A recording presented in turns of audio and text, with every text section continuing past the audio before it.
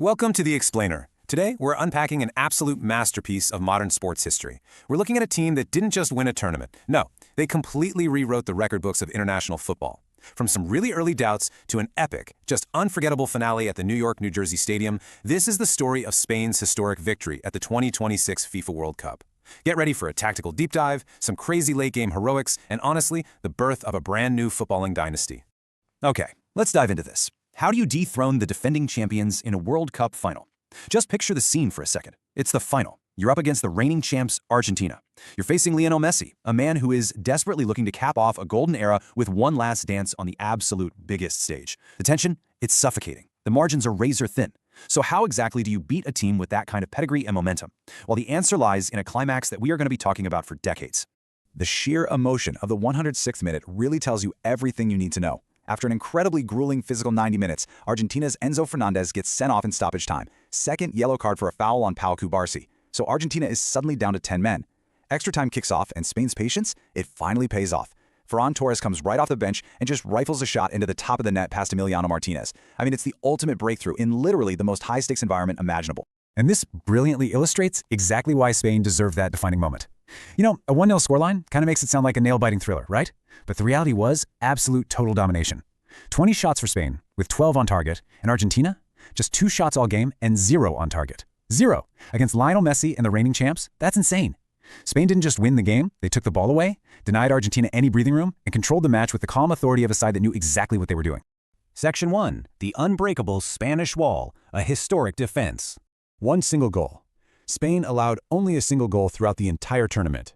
I really want you to let that sink in for a second. In 8 intense World Cup matches, across a grueling month of top-tier football, the opposition only managed to find the back of the net one time.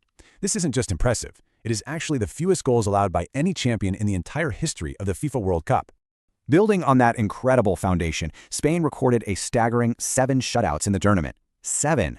They boasted an expected goals against metric of just 0.3. To put that into perspective, that is the absolute best by any champion in the last 60 years. It was domination expressed through territory, positioning, and flawless tackling. This defense wasn't just good, you guys, it was an impenetrable fortress. Section 2. De La Fuente's Master Plan, the Tactics. So let's break down the mechanics of Spain's in-possession system. It all starts with a standard 4-3-3 build-up. But as they push forward, it actually morphs into a highly aggressive 2-3-5 structure, totally loading the front line. What they're doing here is utilizing positional play, forming constant triangles to move not just the ball, but the opposition themselves. They use this attract-to-isolate principle, basically drawing defenders into one area of the pitch just to create massive, isolated spaces on the wings. And that leaves their incredibly dangerous one-on-one players, like Lamine Yamal and Nico Williams, ready to exploit that space. So the crucial point is what happens when Spain loses the ball. Their out-of-possession discipline is immediate, and it's fierce. They drop right into a rigid 4-4-2 structure. One central midfielder immediately pushes up to join the striker in that first line of pressure. And because they commit so many players forward in attack, their relentless counterpressing is absolutely vital to protect their rest defense. It's a completely cohesive full-team commitment to winning the ball back instantly. Section 3. The Road to the Final, a Gauntlet Run. Now, things kicked off with a pretty rocky, scoreless draw against debutants Cape Verde on June 15th.